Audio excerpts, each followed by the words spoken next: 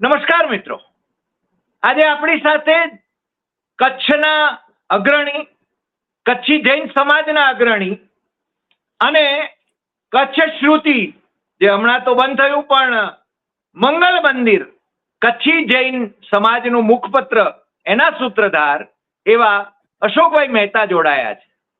અશોકભાઈ, આપનું સીધું ને સટમાં સ્વાગત છે. આજે વાત અમારે જે કરવી છે એ કચ્છને નર્મદાના પાણી પહોંચી ગયા, કચ્છ નંદનવન બની ગયું એવી બહાર જે છાપ ઊભી થઈ છે એના વિશે જરા વિગતે વાત કરવી છે. કારણ કે અમે મુંબઈમાં હતા, જન્મભૂમિ ન્યૂઝપેપર્સમાં કે ઇન્ડિયન એક્સપ્રેસ ગ્રુપમાં, ત્યારે મુંબઈમાં આંદોલનો થતા હતા કચ્છ સુધી નર્મદાના નીર પહોંચાડવા માટે. અમને તો એવું જણાવવામાં આવે છે કે નર્મદાના નીર કચ્છ સુધી પહોંચ્યા તો ખરા, પણ ખેતરો સુધી પહોંચ્યા કે કેમ એની પણ આજે વાત કરવી છે. ખરેખર નર્મદા એના નીર કચ્છને નંદનવન બનાવે છે કે કેમ એની આપણે વાત કરવી છે. અને અશોકભાઈ, આપને સીધો સવાલ એ છે કે નર્મદા કચ્છને નંદનવન બનાવી રહી છે કે પછી હજુ ત્યાં કચ્છને નર્મદાના નીર પહોંચવાના બાકી છે, માત્ર યોજના કાગળ ઉપર છે, કે પછી પાણી ત્યાં અમુક જ વિસ્તારમાં પહોંચ્યા છે, આખા કચ્છને પહોંચ્યા નથી. આપની પાસેથી અમે જરા વિગતવાર વાત સમજવા માંગીએ છીએ. અશોકભાઈ, સૌથી પહેલા વાત કરીએ તો સરદાર સરોવર ડેમ થી રાજસ્થાન સુધી નર્મદાની કેનાલ, મેઇન કેનાલ 485 કિલોમીટર લાંબી છે. આ 485 લાંબી કિલોમીટર ટ્રેનને આપણે આમાં 31 બ્રાન્ચ કેનાલો છે જે ઉત્તર ગુજરાત, સૌરાષ્ટ્ર વગેરેમાં જાય છે અને દરેક જગ્યાએ પાણી પહોંચાડવાનું આયોજન છે. 30 બ્રાન્ચ કેનાલ ચાલુ થઈ પણ કચ્છ બ્રાન્ચ કેનાલ ચાલુ નથી થઈ. એ અમે કચ્છ ડેવલપમેન્ટ કાઉન્સિલના નેજા હેઠળ નર્મદા નિગમ જોડે બેઠા અને 2002માં કચ્છ બ્રાન્ચ કેનાલનું કામ ચાલુ કરાવ્યું. આજની તારીખમાં કચ્છ બ્રાન્ચ કેનાલ આ મેઇન કેનાલથી શરૂ કરીને કચ્છના માંડવી તાલુકાના મૂળ કુવા સુધી પહોંચી ગઈ. એની કેપેસિટી 1.5 MA પાણી વહન કરી શકે એવી રાખવામાં આવી, કેમ કે કચ્છને 1.5 MA પાણી, નિયમિત પાણી, અને 1 MA પાણી વધારાના પાણી, એમ કરીને 1.5 MA પાણી સાંકળવા આપવામાં આવ્યા હતા. હવે જ્યાં લગી નિયમિત પાણીનો સવાલ છે ત્યાં લગી મેઇન કેનાલ મૂળ કુવા સુધી પહોંચી ગઈ છે, પણ એમાંથી બ્રાન્ચ કેનાલ, સબ બ્રાન્ચ કેનાલ અને બીજી બધી નાની નાની કેનાલો બનાવી ખેતરો સુધી પાણી પહોંચાડવા માટે તૈયાર થઈ નથી. કેનાલમાં પાણી છે પણ ખેતરોમાં પાણી પહોંચતા નથી. હવે જ્યાં શક્ય બને ત્યાં ખેડૂતો ડીઝલ પંપ મૂકી અને પાણી પોતાના ખેતરમાં પોતાના ખર્ચે લઈ જાય છે, પણ નર્મદા નિગમે પાણી પહોંચતા કર્યા નથી. આ માત્ર ડીઝલ પંપ રાપર અને ભચાઉમાં મુકાય છે, એના સિવાય કોઈ જગ્યાએ મુકાતા નથી.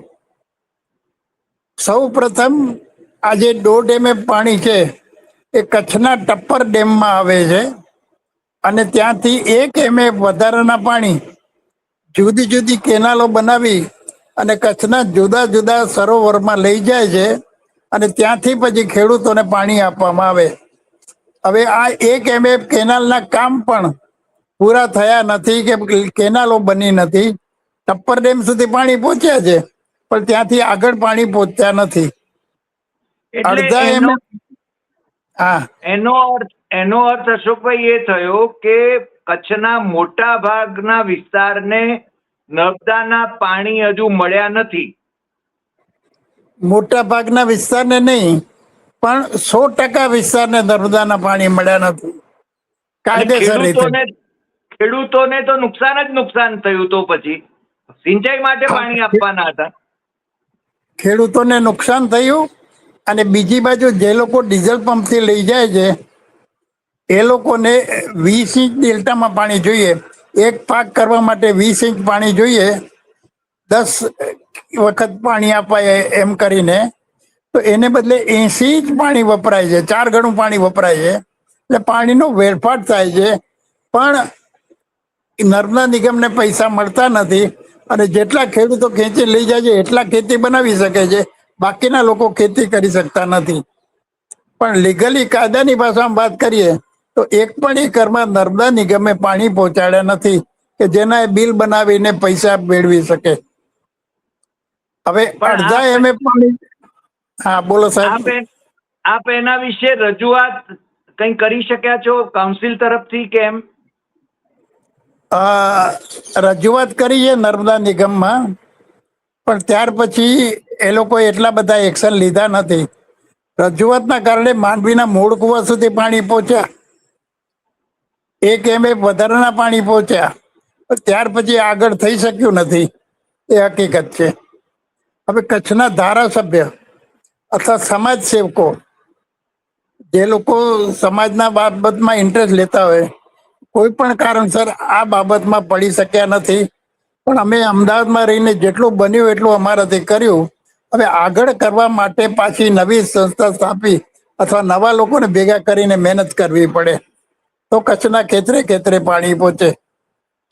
એક બીજી વાત, જી. અડધો એમએ નિયમિત પાણીથી 2,85,000 એકરમાં ખેતી થાય.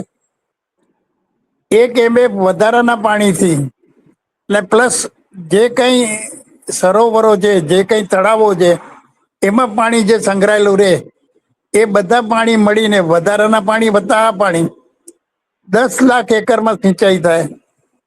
આજની તારીખે 10 ને 3 13 લાખ એકરમાં સિંચાઈ થઈ શકતી નથી. 1 એકરે ખેડૂતોનો ઓછામાં ઓછો 30,000 રૂપિયા નફો ગણીએ તો કચ્છનો ખેડૂત આજની તારીખમાં દર વર્ષે 400 કરોડ રૂપિયાની આવક ગુમાવે છે.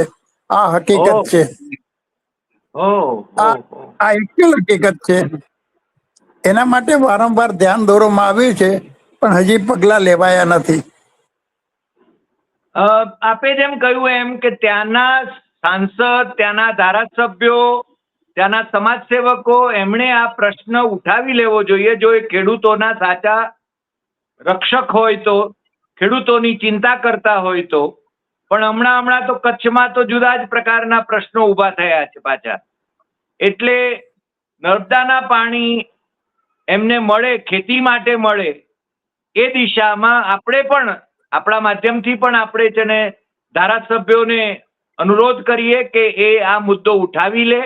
કારણ કે આપે જેમ કહ્યું એમ કે આપ અમદાવાદમાં રહીને પણ બીજા મિત્રો સાથે મળીને, કચ્છના હિતચિંતકો સાથે મળીને આપ રજૂઆતો કરતા રહ્યા છો, અને કચ્છ સુધી પાણી તો પહોંચ્યા પણ ખેતરમાં પાણી ન પહોંચ્યા, અને ખેડૂતોને દર વર્ષે 400 કરોડ રૂપિયાનું નુકસાન જાય. આ કઈ નાનું સૂનું નુકસાન નથી. બરાબર. આમાં ખેતીમાં અને ત્યાં તો ઉદ્યોગો પણ આવ્યા છે. મને લાગે છે જે ડીઝલ એન્જિનથી જે વધારાનું પાણી વાપરે છે એને કારણે, મને ડોક્ટર કુરિયને એકવાર કહેલું કે પાણી વધારે નાખવામાં આવે ખેતરોમાં તો સેલિનિટી વધી જાય છે. કચ્છમાં તો સેલિનિટી ઓલરેડી અપેક્ષિત જ છે, તો ત્યાંની જમીન પણ બગડતી હશે આને કારણે. એવું નથી. જ્યાં લગી ઉદ્યોગોનો સવાલ છે ત્યાં લગી એ લોકો જમીનમાંથી પાણી ખેંચે છે ને નર્મદાનું પાણી પણ એમને મળે છે. કારણ કે અત્યારે નર્મદાના પાણીનો વપરાશ બિલકુલ નથી. જેને જે ભાવે એ રીતે વપરે છે, પણ ઓફિશિયલ વપરાશ થવો જોઈએ એ વપરાશ નથી નર્મદાના પાણીનો. કચ્છનો ઔદ્યોગિક વિકાસ સારો થયેલો છે. 2 લાખ કરોડ રૂપિયા જેટલું રોકાણ આવેલું છે. શરૂઆતમાં 25,000 કરોડ હતા, આજે 2 લાખ કરોડનું રોકાણ આવેલું છે. 7 લાખ એકરમાં અદાની અને આને ભેગા થઈને સોલાર પેનલ ને એ બધું નાખેલું છે. ઇન્ડસ્ટ્રીયલ ડેવલપમેન્ટ ઘણું સારું છે. એમાં કદાચ નર્મદાનું પાણી વપરાતું પણ હશે. પણ મૂળ વાત એ છે કે કે નર્મદા યોજના જેના માટે કરવામાં આવી છે, કચ્છ, સૌરાષ્ટ્ર, ઉત્તર ગુજરાત, મધ્ય ગુજરાત વગેરેમાં પાણી પહોંચાડવા માટે ને ખેડૂતોને અપગ્રેડ કરવા માટે જે કરવામાં આવ્યું છે એ કચ્છમાં બિલકુલ થતું નથી અને થયું પણ નથી. આના માટે એટલે કચ્છના આપણે ધારાસભ્યની વાત, હા, કચ્છના ધારાસભ્યની વાત કરીએ તો ભાજપના છે બધા ધારાસભ્ય, લોકસભ્ય જાહેરમાં કશું બોલી શકે નહીં અને અંદર કાને એનું ઉપજતું નથી, દેખાઈ આવે છે એટલે કંઈ કરી શકતા નથી. પણ કમનસીબ એ છે કે કચ્છના સામાજિક જીવનમાં પડેલા લોકો, મહારથીઓ, એનું પણ ધ્યાન આ પ્રત્યે ઓછું છે, એ હકીકત છે. અમે નર્મદા નિગમ જોડે બેસીને, જ્યારે પીકે લહેરી સેક્રેટરી હતા ત્યારે એમની જોડે બેસીને ઘણી બધી ચર્ચાઓ કરી, પુશઅપ કર્યું અને કામ ચાલુ કરાવડાવ્યું અને કામ એટલે પોચું કરાવડાવ્યું. પણ હવે અમારી ઉંમર થઈ ગઈ છે એટલે ગાંધીનગરના દોડાદોડી કે ધક્કા થઈ શકતા નથી.